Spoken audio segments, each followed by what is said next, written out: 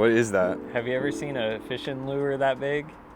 No. You could probably catch jaws on that thing. Is that a fish? A big one. A big. Yeah.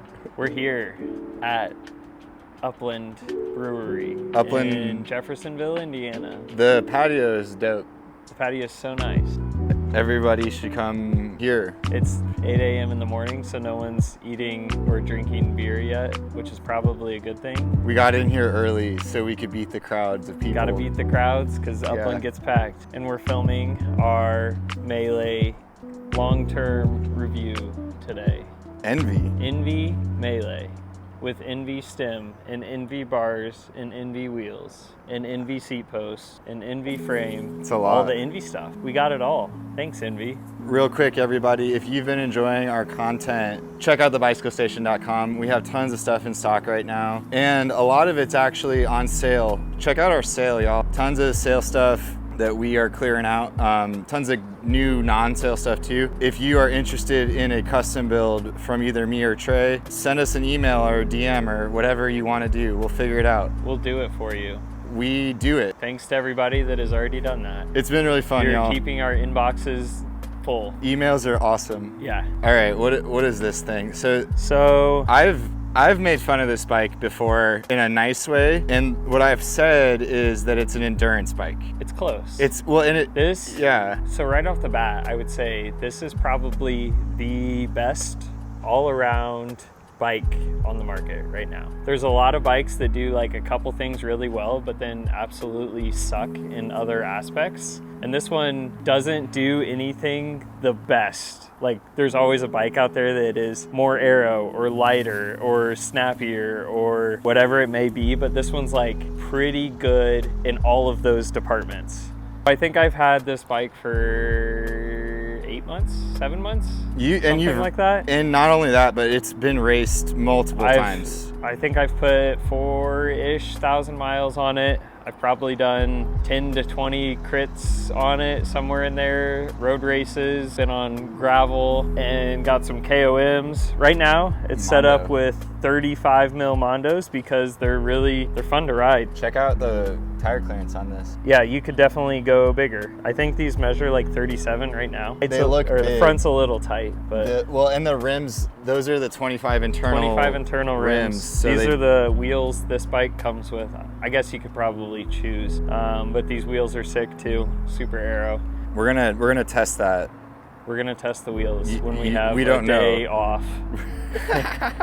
Our wheel video, we're trying so hard to do that. It's gonna take so much time. Yeah. Everything you just said still sounds like it's an endurance bike. What? So the reason Jesse is calling this an endurance bike, I think, is because the stack is a little taller than and it's got fender mounts. It does have fender mounts, which I guess the only downside to having fender mounts, I would assume, is it would add weight to the bike. But this bike right now, with 35 mil tires, weighs less than the EF Education first climbing bikes in the Tour de France. What did you weigh this at this morning? Oh, geez. I think it was like 17 and a half pounds or something. Solid for a size 58. I wish I knew the kilograms because, hold on, what did I send Jesse? This is like a bike radar. Bike radar, 7.74 kilos for EF Education's climbing bike, which is absurd. This is lighter than that. This is lighter with 35 mil tires. Like this is I think it was right at 16 pounds with like race wheels and tires. Well, probably these wheels and race tires. So that's like pretty light. Fender mounts aside, this bike's still like crazy light. Not like SL8 light or new Madone light, but pretty freaking light for a road race endurance bike.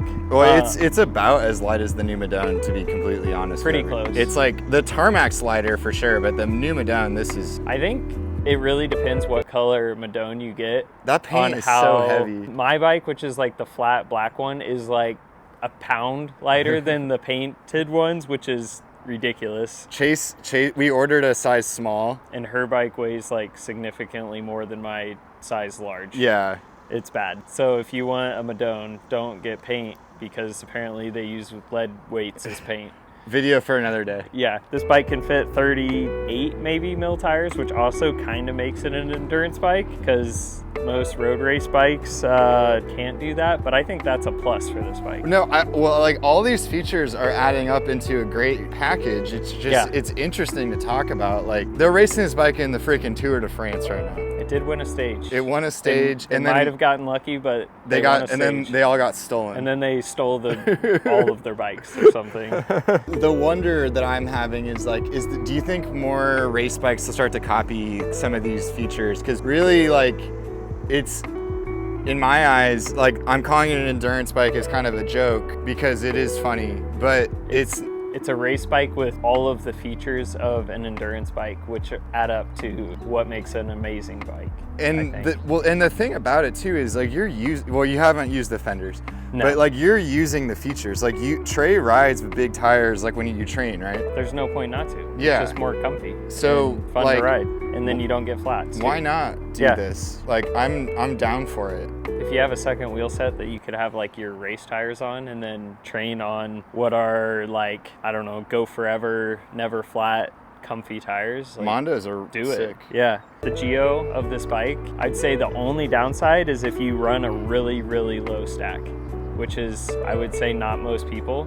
I'd say most people run a really low stack because they want to slam their bike and it forces them into a low stack. But on this bike, you can slam it and be comfortable. And it still looks cool, and you're actually in a position that's probably best for most riders rather than being too low. So as we've lived with not only this bike, but like the MOG, and we just got a fray in the mail for a customer, hit us up if you want an ENVE bike. We definitely can get you one. The design of it, the reason I feel like the stack might be kind of tall on paper might be a huge positive for some people, because like if you want a cool looking low bike, you can do that. You can do that without being super stretched out if that's not your bike your fit. back. Yeah. While that might not work for me specifically, the majority of people, I think, can enjoy a really cool looking bike without it being hyper aggressive to ride. Let's be honest, the only reason people are running hyper aggressive positions is because it looks cool when your bike's slammed. There's no other reason. Like, that's not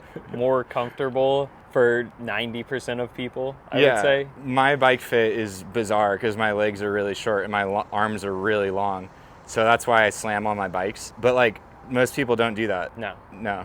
But you can just live with a cool, your bike's going to be cooler because of the way that this geometry is. I do view it as a big positive. So I just asked Trey off camera, like, well, what are the negatives of this bike? There's almost zero negatives to getting this bike. I'd say one is the like super, I don't know, mundane styling might not be everyone's favorite. Like, it doesn't say freaking S-Works down the side or Trek down the side in super big letters, which some people want. Well, it's on the bottom. Yeah, it's down there, but like, unless you're doing wheelies all day, no one's gonna see that. So people might be like, what is that, a freaking AliExpress frame? And you're like, no, it's a Melee. So that could be a downside, but that's personal preference. You never know. Second is you really have to get the seat post. It says 6 Newton meters. If you put it at 6 Newton meters, your seat post is going to slip. And if you don't put 1 gallon of carbon paste in there, your seat post is going to slip. I don't know if there's a solution besides putting a bunch of carbon paste and tightening it down to like 8 or 9 Newton meters, but that's what I've had to do, and that's what everyone else that has this bike that I've talked to had to do. Because when you first get it, you like tighten it down to the correct torque and the seat post slides down. We're talking about this bike specifically, and it does have a wedge seat post, so that is a problem for this bike. But I'm gonna also argue that like every bike that has a wedge has some problem. Yeah. Like the new Madone, for example, actually it stays in place too well, and it's very hard to adjust it. You have to loosen it all the way, and then it just like falls down. The tarmac is the same way.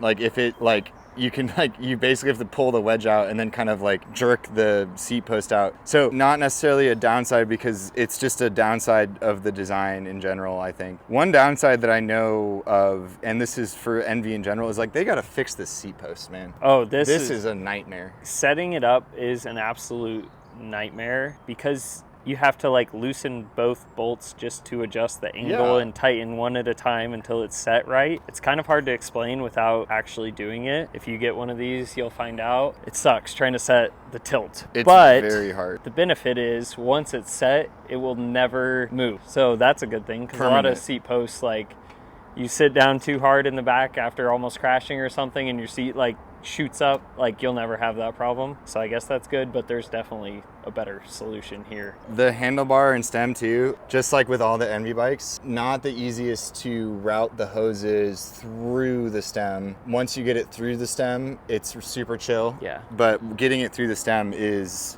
the hard part with that. It's not the worst though. I don't like, think so. It's definitely manageable. Anybody can do it. Tons of people use this bar and stem combo on like Any bike. any bike, Yeah. so you know they're good. They are good. The ENVE makes some of the best handlebars, Yeah. and they also do have the integrated option if you can get your hands on that. You can't get your hands on that. I have one. Jesse got one because we work for a bike shop that sells ENVE, so it was easier. You like pre-booked it, right? I bought a weird size. That too. No one else rides 44s. That's the other thing. We'll talk more about that bar in The the MOG. MOG video that we have coming up in the queue, because that was the bike I rode that handlebar on. Yeah. So if you're like thinking about this bike and like wondering how it compares to like the SL8 or the Madone or a Cervelo or those other like top end race bikes, I would say there's kind of like a positive and a negative of this bike compared to other race bikes. I'd say the positive, other than the previous generation Madone, this is probably the most comfortable frame that I've ridden. The previous gen Madone was like insanely comfortable, and I'm not sure why. I think the little ISOFlow hole actually worked, and then the bars on it, if you go back and watch that video, they're so like not stiff. Like you could just straight bend them with your hands, which when we first put them on, we're like, these are gonna break, but it ended up just being an extremely comfortable bar. Yeah. So that bike was like crazy comfortable, but this is like next in line. All those other bikes I've ridden, I've kind of almost complained about how stiff they are when you're riding it, mostly because this bike is so comfortable. I don't know if it's a downside to the other bikes or just a huge plus to this bike. So that's the plus for this bike. I'd say the downside is the lack of aerodynamics compared to like an aero race bike. I'm not saying this one is not aero, but it's not like the most aero. I mean, even the bikes that are like one bike to do it all are probably a little more aero than this. This did beat the tarmac in our pseudoscience test. It did. But So it's not... barely. Yeah, barely. They were and very you didn't close. have the Rapide cockpit. Also true. Yeah. So it's I'd on say par. it's on par with all the other ones, but if you have like an S5 or a previous gen Madone, they're gonna like smash this thing in an aero 100% test smash. or flat road Because segment. the Gen 7 Madone easily beat the tarmac too. The big advantage of the tarmac over this bike is that it's lighter. It is. Yeah, so By you're a definitely good half a pound minimum. If you want the lightest option, I'm pretty confident in saying that it still is the SL8. We'll see. New Madone might beat it, but I think it No. very much depends on what color you get. That again, that's a stay tuned. We're gonna get into that. Subscribe but yeah. for our Madone 8 video because we have a lot of interesting things to say about it. The price of this bike is $5,500 for the frame, the seat post, the stem, and the handlebar. It comes with those. For $55. So it's cheaper than an S-Works tarmac. It is. That's what I'm trying That's to say. good. It's slightly cheaper. It has the same price tag, but it's But you once get you think bars about and it. stem, Yeah, which and the would be thing another $600 on a tarmac. whenever we first picked up ENVE, they were like getting bought and sold like once or twice. How many times did that happen? I think it happened twice. Yeah. Yeah. Now they're owned by Pawn, I think. No, right? they're Or- owned by an independent person now. So whenever we first started out with the brand, not gonna lie, their logistics were a little bit rough. I'm here to tell y'all that they have fixed it. You can get an ENVE bike. It is easy to order. Their website rocks. It's been a quick and rapid improvement in our living with the brand as a shop and selling the brand. And I just wanted to give them a kudos on that because they deserve it. It's great to buy ENVE bikes. You can option every piece of the bike at time of purchase. So like whenever you buy a Melee, like you're not buying like the off the shelf. Like you pick all the sizes of all the seat posts, the stem, the handlebar. You can switch which handlebar you want. It's a great way to sell a product to a customer because There's none of the messing around with like, oh, my stem, this bike came with the wrong size stem. Like, no, it didn't. We already thought about this. Like that's the thing I really like about selling the bike from a bike shop perspective, if that makes sense. You can tell that I really, really like this bike. One of my favorite bikes I've ever ridden. Why am I gonna get rid of it? Because we make YouTube the people videos. want to see more bike reviews, and I can't just ride one bike all year. So Yeah. we're getting rid of it. I already have the new Madone, which everyone knows about, and there's a new bike coming that I'm swapping this one for, so we can continue making cool reviews and test the Madone against something else that is gonna beat it.